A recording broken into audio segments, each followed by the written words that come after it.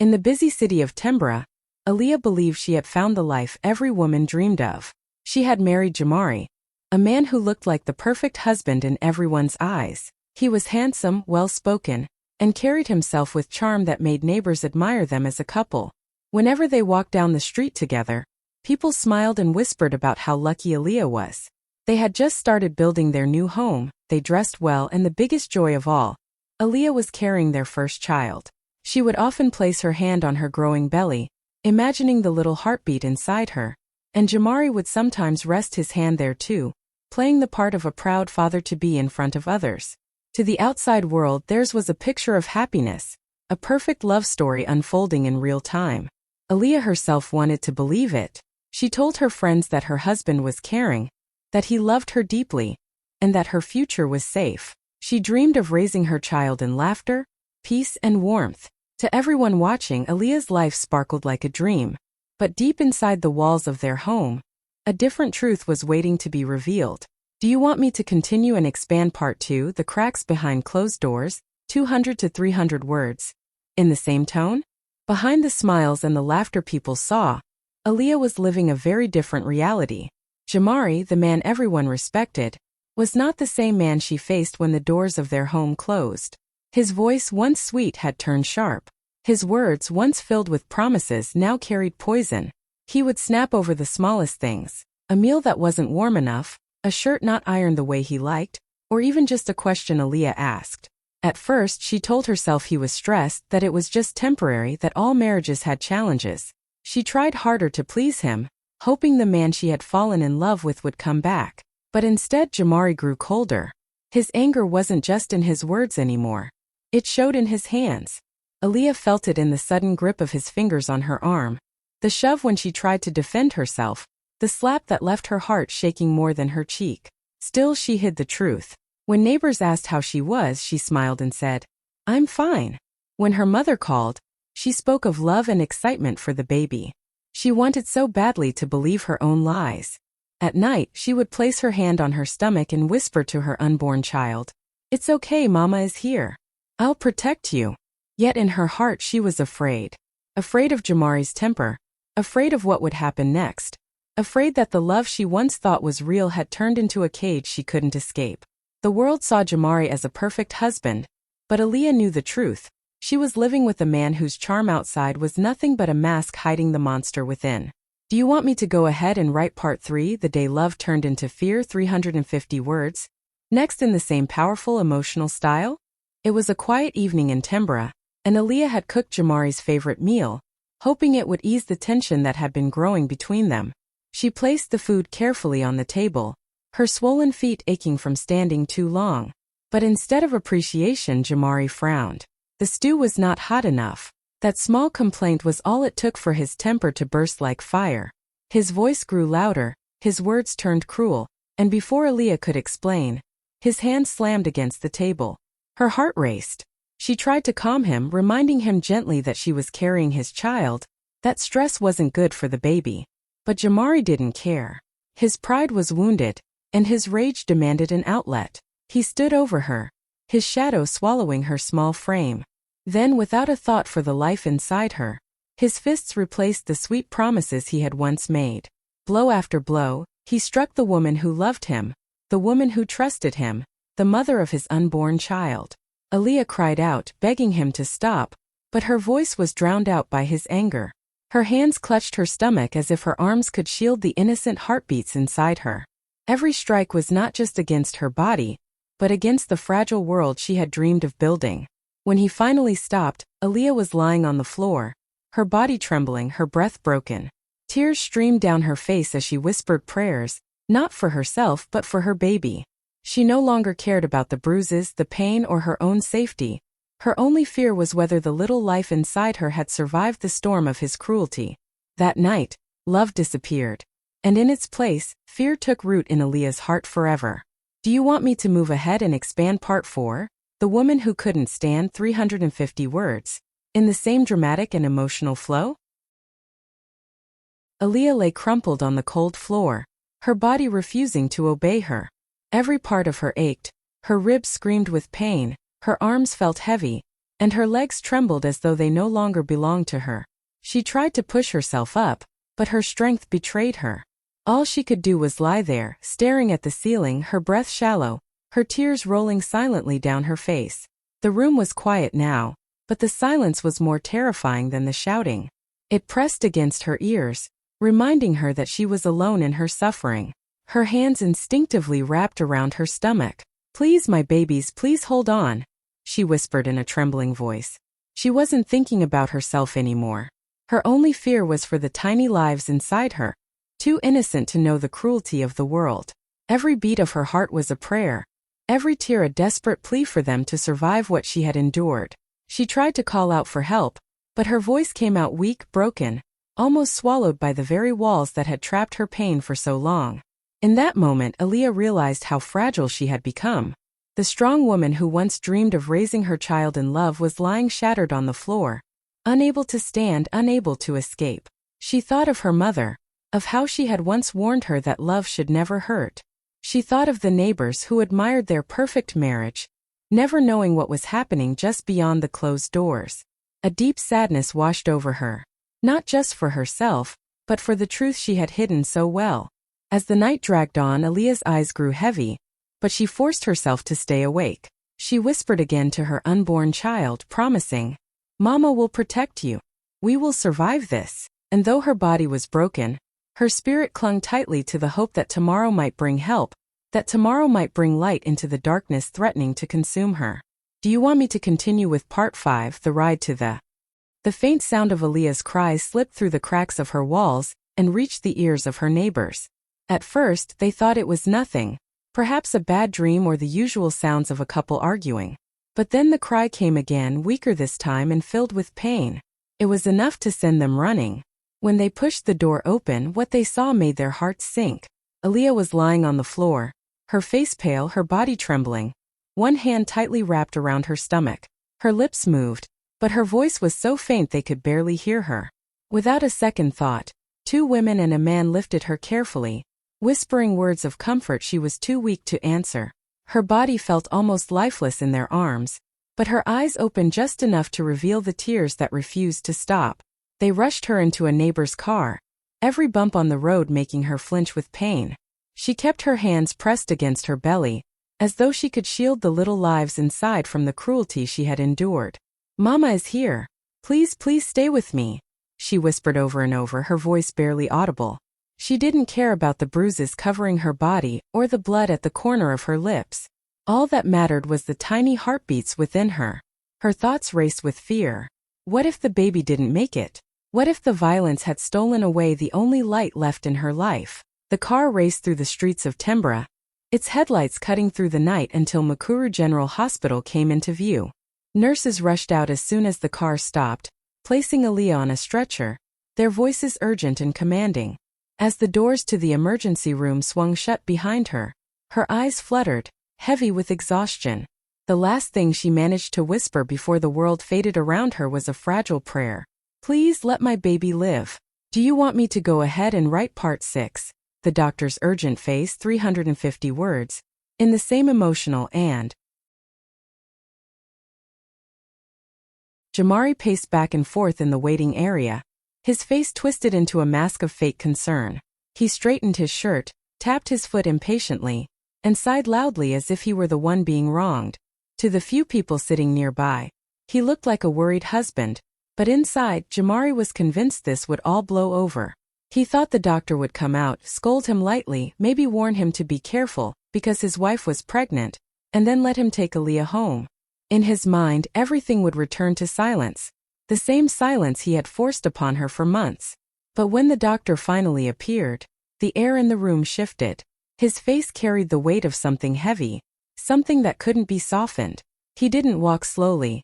He rushed in, his coat still swinging behind him, his eyes sharp and urgent. Jamari froze. The false confidence he wore so proudly began to crack the moment their eyes met. The doctor's expression was not one of annoyance or routine concern. It was grave, almost angry, and it sent a chill running down the spines of everyone present.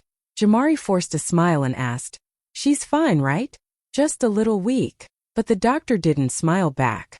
Instead, His voice cut through the room with a seriousness that silenced even the distant chatter of nurses. He explained that Aaliyah had been brought in bruised, weak, and barely holding on. He said her body had endured something no pregnant woman should ever face, and every second had been a fight to keep her alive. The doctor's eyes didn't leave Jamari's face, as though he already knew who was responsible. Suddenly Jamari's chest tightened. The attention, the stares, the weight of the doctor's grave words pressed down on him. For the first time fear, not anger, rose in his heart. He realized this was no longer a problem he could hide behind closed doors. This was bigger, louder, and far more dangerous than he had ever imagined. Do you want me to now expand Part 7, the news? The room seemed to hold its breath as the doctor finally spoke. His voice was steady, but the weight of his words made every heartbeat louder. Your wife has survived, but only just, he said firmly. The neighbors who had rushed Aaliyah and leaned forward, their eyes wide with worry.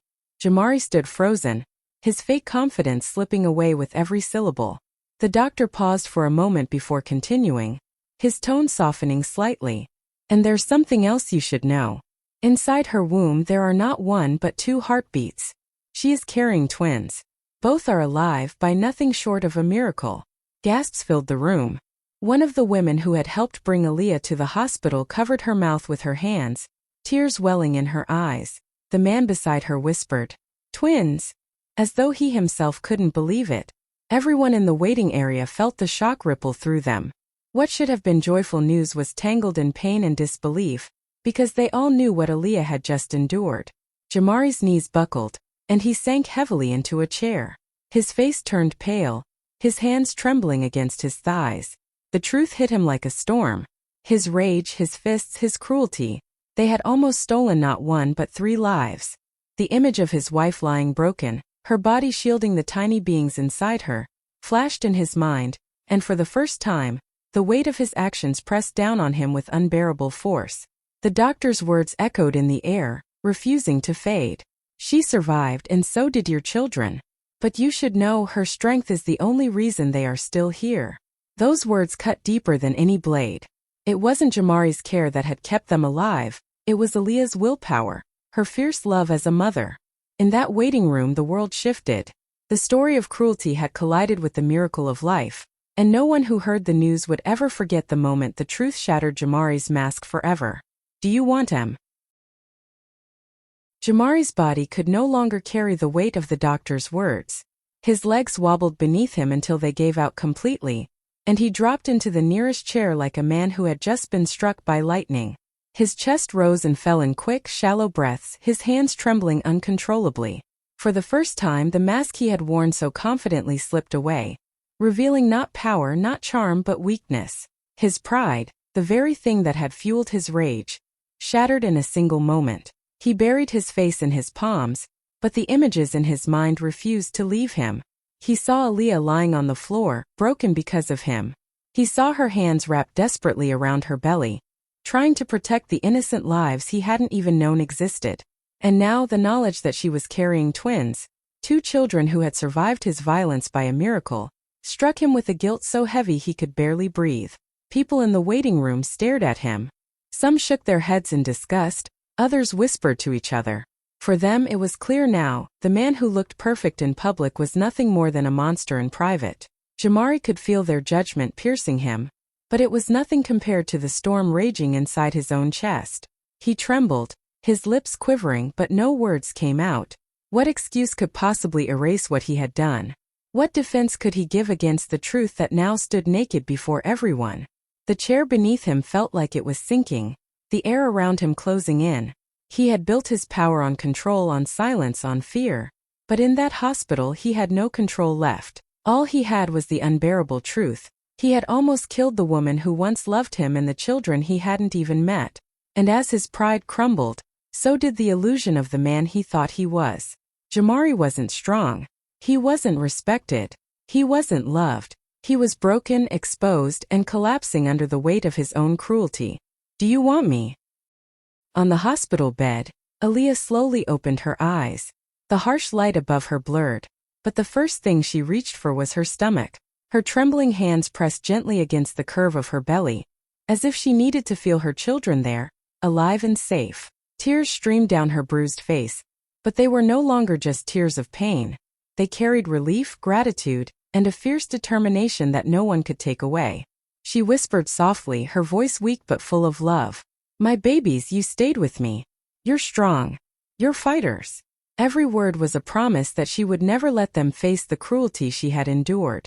For months she had been silent, living in fear, making excuses for the man who broke her.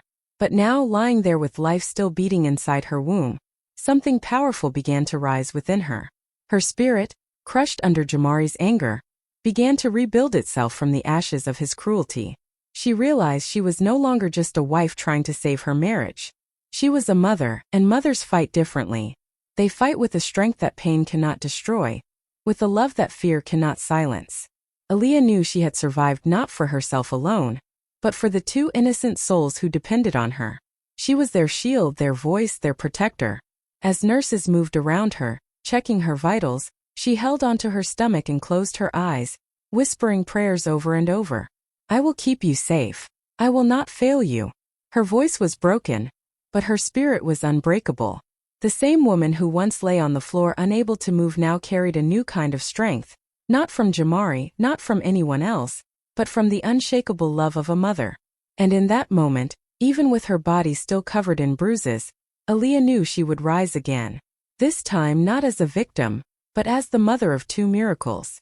Do you want me to continue with Part 10, The Family's Intervention, 350 words, in the same emotional and dramatic Word of what had happened spread quickly, and by the next morning, Aaliyah's family filled the corridors of Mukuru General Hospital. They had always trusted her smiles, believed her words when she said she was happy, and accepted the picture-perfect story she painted. But now, seeing her bruised body lying helpless on the hospital bed, all their silence turned into rage. Her mother's hands shook as she touched Aaliyah's swollen face, her tears falling onto her daughter's skin. Her brothers clenched their fists, their jaws tight with fury. And her father, a man of few words, stood at the doorway, his eyes burning with a quiet storm. When Jamari appeared in the corridor, their anger exploded.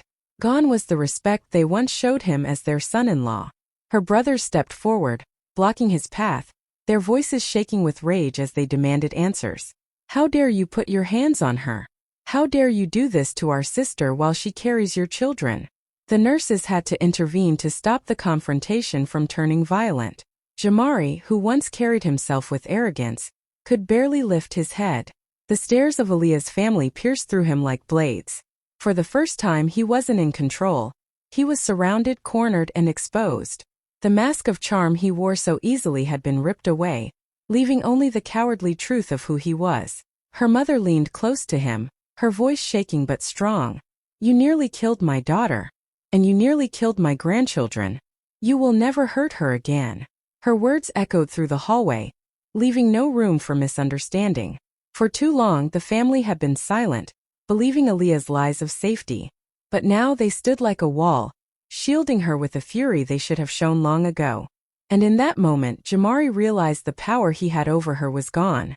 He wasn't facing just Aaliyah anymore. He was facing an entire family ready to fight for her. Do you want me to continue with Pa? The day of the trial arrived, and the city of Tembera seemed to pause. People who had once admired Jamari now filled the courtroom, waiting to see the truth laid bare. Aaliyah, dressed in a simple gown, walked slowly into the chamber, her body still fragile but her spirit unshaken. Her bruises had faded into scars, yet each mark carried a story no one could deny. As she took her seat, whispers filled the room, whispers of sympathy, of anger, of disbelief that the man once praised as respectable was now standing in the dock as an accused criminal. The evidence spoke louder than Jamari ever could. The doctor stood firm, presenting medical reports that detailed the injuries Aaliyah had suffered: broken ribs, swelling, bruises deep across her body. The photographs were shown to the judge, each image burning into the hearts of those who saw them. And then came Aaliyah's voice. She didn't scream. She didn't cry for pity. She spoke simply, her words steady but heavy with truth. She told the court about the nights she prayed in silence, about the blows she endured, about how she feared not for her own life, but for the tiny ones growing inside her. Her tears flowed, but they were not tears of weakness. They were the tears of a survivor, of a mother who had endured what no woman should. Jamari tried to defend himself, mumbling excuses about losing control and a mistake, but no one believed him. The charm that once fooled neighbors held no power in a courtroom filled with undeniable truth. The judge's gavel came down hard, his voice declaring Jamari guilty. The weight of justice finally fell where it belonged. The city erupted with emotion. Some shook their heads in pity for Jamari, but most stood with Aaliyah. Her courage had turned private pain into public truth, and her silence into a voice that echoed across Tembera. That courtroom was no longer just about law. It became the stage where a woman's dignity rose higher than her abuser's cruelty. Do you want me to? After the trial, Aaliyah could have chosen to disappear quietly, to rebuild her life in silence. But she refused. Too many nights she had cried alone, too many times she had hidden her pain to protect Jamari's reputation, and too many women around her were still doing the same. So when the community leaders invited her to speak, she stood before them, her voice soft but unshakable. She told her story. Not with shame but with strength. She spoke about the fear of lying on the floor, about whispering prayers to her unborn children, about the pain of being hurt by the man who promised to love her. Her words pierced every heart in the room. Soon her story spread beyond Tembera. Local newspapers printed her testimony, and radio stations called her a voice for the silenced. In interviews, Aaliyah's message was always the same. Love should never hurt. No woman should suffer in silence. We deserve better. Her words became louder than Jamari's violence, reaching homes where women were still told to endure, and families who were still choosing silence over protection. Mothers began bringing their daughters to hear her speak. Young girls listened wide-eyed as she told them that their worth was greater than anyone's fists. Even men in the community began to nod in agreement, ashamed that they had once ignored what was happening behind closed doors. Marches were organized in her name. Posters painted with her image held high as crowds demanded an end to cruelty disguised as marriage. Through it all, Aaliyah never claimed to be a hero. She simply said she was a mother who survived, a woman who refused to stay quiet. But in the eyes of many, she was more than that. She became a living reminder that silence protects the abuser, while truth sets the victim free. And because she refused to stay silent, countless women began to find their voices too. Do you want me to continue with Part 13, The City That Took Sides, 350 words, in the same powerful emotional style? After the trial and Aaliyah's brave words, the city of Tembera couldn't ignore what had happened. Conversations that had once whispered behind closed doors now spilled into the streets. Some people shook their heads at Jamari, saying quietly, "He just lost control, anger gone too far." They pitied him, as if a man who had almost destroyed 2 lives deserved sympathy. But their voices were drowned out by a far louder chorus, the voices of those who stood with Aaliyah, who understood the courage it took to survive and speak the truth. Posters appeared across the city, painted with slogans like, "Love should never hurt," and "Protect women, protect children." People carried them high during marches, their chants echoing through neighborhoods that had once looked the other way. Women who had suffered in silence now raised their voices, walking shoulder to shoulder with mothers, sisters, and friends who refused to let abuse hide in the shadows. Men who had once ignored domestic violence joined in, clapping, chanting, and acknowledging that silence protects the abuser, not the victim. In markets, schools, and workplaces, conversations shifted. Friends stopped offering excuses for husbands or fathers who raised hands in anger. Instead, they shared Aaliyah's story, repeating the truth about bravery, survival, and justice. Small acts, helping a neighbor, speaking up during an argument, reporting violence, began to ripple across the city. Aaliyah's ordeal became more than a single story. It became a movement, a collective refusal to accept cruelty as part of marriage. Even Jamari, once a figure of charm and control, became a cautionary tale. He was no longer admired, no longer feared. He was a warning of what happens when anger and violence meet the wrong person. The city had taken sides, and its heart beat with Aaliyah's courage. Her name became a symbol, not of tragedy, but of change, hope, and the unstoppable power of one woman who refused to be silenced. Do you want? Months had passed since that terrifying night, and Aaliyah's body had healed, But her heart still carried the memory of every blow, every whispered prayer, every moment she had feared for her babies. When the day finally came for her to give birth, the hospital room was filled with quiet anticipation. Nurses moved quickly and efficiently, but Aaliyah barely noticed. All that mattered was the small lives she had fought so hard to protect. She clutched the hand of her mother, her eyes closed, whispering over and over, stay strong, Mama is here." And then the cries came. First one, then another. A sharp, urgent sound that cut through the room and filled it with life. Her twins, a boy and a girl, were both healthy, their tiny chests rising and falling with perfect rhythm. Aaliyah opened her eyes, tears streaming freely now, but these tears were different. They were tears of relief, of triumph, of love that had survived cruelty. She reached out, her hands shaking, and held her babies close. Their warmth, their tiny fingers curling around hers, erased the shadows of the past, if only for a moment. The nurses smiled, the doctors nodded, but Aaliyah barely noticed anything except the miracle in her arms. She whispered to them softly, promising to keep them safe, to protect them from the pain she had known.